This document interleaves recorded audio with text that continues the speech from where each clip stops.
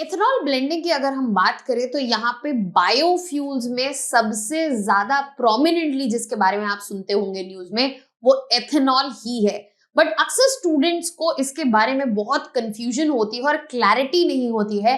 तो आज के सेशन में हम एथेनॉल ब्लेंडिंग, उसके फायदे, उसके नुकसान और साथ ही साथ उससे रिलेटेड इनिशिएटिव्स क्या लिए गए हैं उनके बारे में बात करेंगे। हेलो स्टूडेंट्स, वेलकम टू चर्ल academy. My name is Shubhangi Singh और आज हम डिस्कस करने वाले हैं एथेनॉल ब्लेंडिंग के बारे में।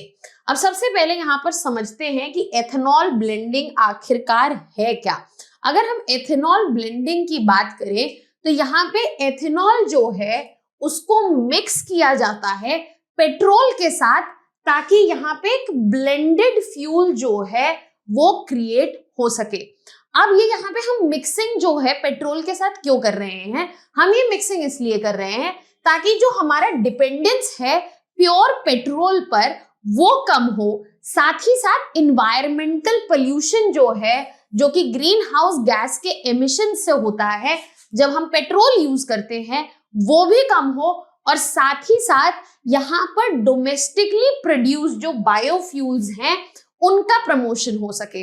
इसके अलावा यहाँ पर एनर्जी सिक्योरिटी के कॉन्टेक्स्ट में स्पेशली फॉर इंडिया यहाँ पर एथेनॉल ब्लेंडिंग जो है बहुत ही इंपॉर्टेंट हो जाता है। आने वाले यहाँ पर डिस्कशन में हम इसके बारे में डिटेल में बात करेंगे। अब समझते हैं बेसिकली एथेनॉल ब्लेंडिंग के क्या क्या एस्पेक्ट्स हैं। एथेनॉल का सबसे पहले प्रोडक्शन कैसे होता है, तो अगर हम एथेनॉल की बात करें यहाँ पर, तो यहाँ पर इसका प्रोडक्शन जो है वो शुगर की फर्मेंटेशन से होता है। और यहाँ पर शुगर की जो फर्मेंटेशन की जा रही है वो ईस्ट से हो सकती है या फिर पेट्रोकेमिकल प्रोसेसेस से हो सकती है, जैसे कि इथिलाइन हाइड्रेशन। अब ये जो एथेनॉल है इसके मल्टीपल यूजेस हैं। ये as a alternative fuel source, जैसे कि हम ब्लेंड कर रहे हैं इसको पेट्रोल के साथ, वो तो यूज होता ही होता है। साथ ही साथ as a chemical solvent, organic compound synthesis agent, antiseptic, disinfectant, medical applications में भी ये काम आता है। अब यहाँ पर इंडिया जो है एट प्रेजेंट वर्ल्ड का थर्ड लार्जेस्ट एनर्जी कंज्यूमर है, जिसके लिए वो बहुत ज्यादा डिपेंडेंट रहता है इंपोर्ट्स पर। और यहाँ पर अगर इंडिया एथेनॉल ब्लेंडिंग को और उसके पोटेंशियल को प्रॉपरली यूज कर पाए तो यहाँ पर उसकी एनर्जी सिक्योरिटी की डिपेंडेंस जो है कम हो जाएगी और वो इसको डोमेस्टिकली केटर कर पाएगा। तो यहाँ पे इथेनॉल जो है एक इम्पॉर्टेंट बायोफ्यूल कंपोनेंट के तौर पर हमारे सामने आया है।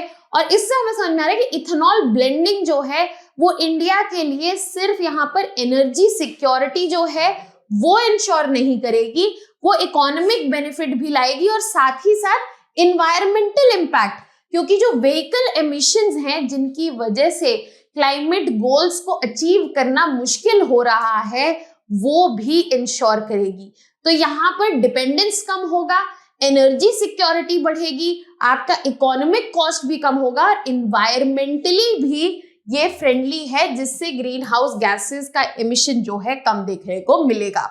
अब अगर हम इथेनॉल ब्लेंडिंग इनिशिएटिव की बात करें तो बेसिकली इथेनॉल ब्लेंडिंग की बात तो शुरू हो चुकी थी 2001 में ही, बट जो प्रोग्रेस देखी गई थी वो काफी लिमिटेड थी। हाउएवर यहाँ पर रिसेंट पिछले 5-6 सालों में बड़े रिफॉर्म्स लिए गए हैं, जिससे इसका पोटेंशियल जो है फर्दर इनहैंस हुआ है और इससे यहाँ पे एनर्जी सिक्योरिटी तो बढ़ी ही बढ़ी है, साथ ही साथ रूरल इकोनॉमीज को भी बहुत फायदा मिला है। क्योंकि यहाँ पर जो इथेनॉल का प्रोडक्शन है, क्योंकि ये फर्मेंटेशन ऑफ शुगर से होता है, यहाँ पर रूरल इकोनॉमीज जो कि शुगर के प्रोडक्शन में इन्वॉल्व हैं, उन लोगों को इस चीज का बहुत फायदा मिलता है। इसके अलावा इथेनॉल प्रोडक्शन जो है वो एक नए सोर्स ऑफ इनकम की तरह काम कर रहा है फार्मर्स के लिए, जहां पे एग्रीकल्चर, जिस देश में एग्रीकल्चर एक बहुत इंपॉर्टेंट कंपोनेंट है इकोनॉमी का, बट फार्मर्स की इनकम ये रिफ्लेक्ट नहीं करती है। तो इथेनॉल प्रोडक्शन जो है ये एक alternative source of income, passive source of income भी बनेगा फार्मर्स के लिए, जो एग्रीकल्चरल ग्रोथ को सपोर्ट करेगा और साथ ही साथ रूरल इकोनॉमिक ग्रोथ को भी सपोर्ट करेगा। तो यहाँ पे इथेनॉल ब्लेंडिंग के जो इनिशिएटिव्स हैं वो मल्टीपल जगह लिए गए हैं और इन्हीं वजह से हमें कुछ प्रोग्रेस देखने को मिली है। जैसे कि अगर हम बात करें तो इंडिया में ब्लेंडिंग जो है वो बढ़ गई है। इथेनॉल ब्लेंडिंग का अगर हम नंबर की बात करें तो at present it is around 500 crore litres and यहाँ पर प्रेजेंट जो ब्लेंडिंग है that is happening at 12.06%। That means इतना हम एथेनॉल जो है ब्लेंड करते हैं प्योर पेट्रोल में। साथ ही साथ करंट ब्लेंडिंग रेट जो है वो आने वाले समय में एक्सपेक्टेड है 2023 टू 24 के एंड में ये सरपास करेगा 13% एंड अगस्त 31 2024 तक we would have already done 545 crore. Now यहाँ पे हमें जो सिग्निफिकेंट ग्रोथ देखने को मिल रही है जहाँ पे इथेनॉल ब्लेंडिंग का परसेंटेज 2014 में मात्र 1.53% था, आज 2024 के अंत में ये यहाँ पर 15% तक पहुंच चुका है। तो यहाँ पर डेफिनेटली हमने एक बहुत लंबा रास्ता कवर किया है but there is a lot to go ahead. अब यहाँ पर आने वाले समय में गवर्नमेंट ने अपने टारगेट्स को भी फर्दर चेंज किया है क्योंकि उन्होंने एक्सेलरेटेड तेजी से बढ़ती हुई ग्रोथ देखी है जहां पे उन्होंने टारगेट लिया है कि अब ब्लेंडिंग जो है एथेनॉल की वो 20% होगी और जहां गवर्नमेंट का टारगेट ईयर 2030 था उसको चेंज करके 2025 कर लिया है। इसके अलावा रिसेंटली जो 7 GSTIC दिल्ली कॉन्फ्रेंस हुई थी उसमें minister of petroleum of natural gas उन्होंने हाईलाइट किया कि एथेनॉल ब्लेंडिंग कितना सक्सेसफुल रहा है और आने वाली इससे रिलेटेड फ्यूचर प्लानिंग क्या है और कैसे इंडिया जो है 20% के बियॉन्ड भी ब्लेंडिंग के बारे में सोच रहा है और समझ रहा है कि कैसे ये इंडिया की आने वाले समय की फ्यूचर एनर्जी नीड्स जो है उनको एड्रेस कर सकते हैं। अब अगर हम बात करें जैसे कि हमने स्टार्टिंग में डिस्कस किया था कि मल्टीपल बेनिफिट्स हैं एथेनॉल ब्लेंडिंग को इंडिया के लिए, तो अब अगर हम इनको नंबर में देखना चाहें तो यहाँ पर इंडिया का जो इकोनॉमिक कॉस्ट है आप देख सकते हैं कि ऑलमोस्ट 1 लाख करोड़ जो है फॉरेन एक्सचेंज में बचेगा। इसके अलावा इन्वायरमेंटल इम्पैक्ट की अगर हम बात करें तो यहाँ पे CO2 एमिशंस जो है वो ऑलमोस्ट 500 लाख मेट्रिक टन से कम होते हुए दिखेंगे।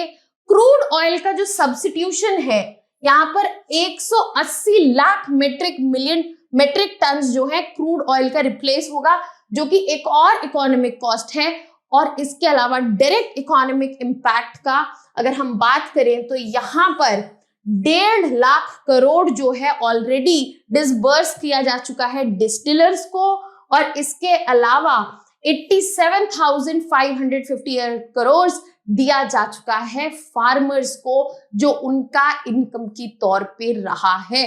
तो यहाँ पे नंबर्स जो हैं वो बहुत ही डिफरेंट हैं और यहाँ पर जो हमें प्रोग्रेस दिख रही है वो आने वाले समय में और बढ़ेगी। तो यहाँ पे जो हम बात करें तो जो बेनिफिट्स थे वो सिमिलरली हमें यहाँ पर दिख रहे हैं जब हम डेटा की बात कर रहे हैं और इसी को फर्दर प्रमोट करने के लिए गवर्नमेंट ने कई इनिशिएटिव मेजर्स लिए हैं जैसे कि प्रधानमंत्री जीवन योजना।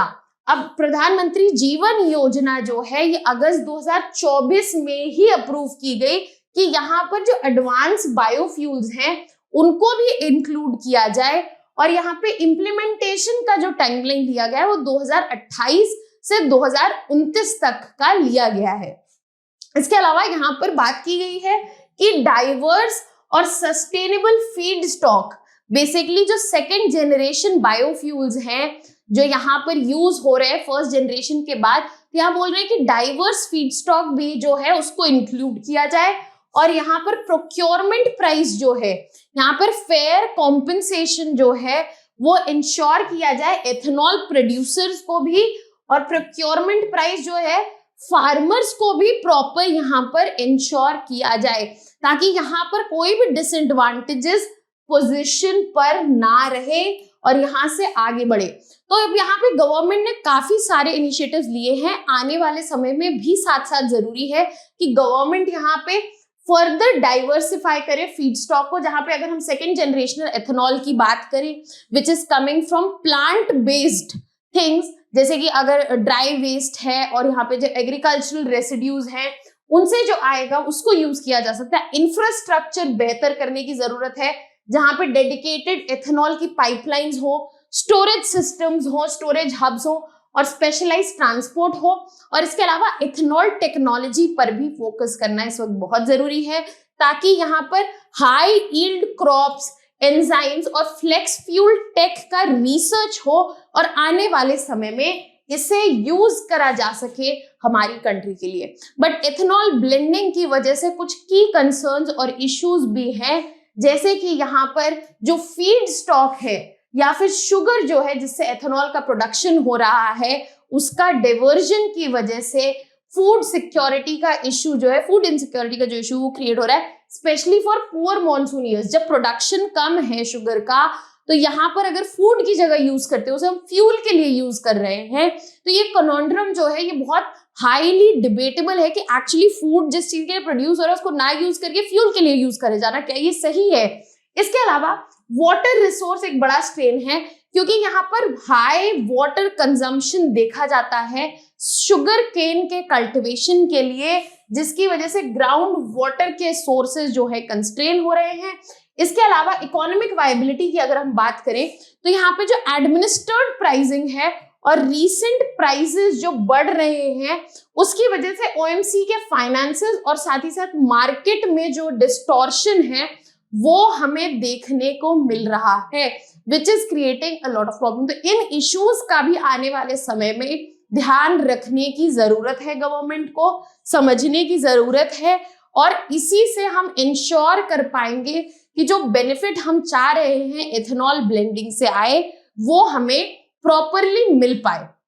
So that was all related to the dimensions of ethanol blending. अगर आपको कोई डाउट या कंसर्न है, you can send it down in the comment section. For more such videos and content related information, please subscribe to our YouTube channel. Thank you so much.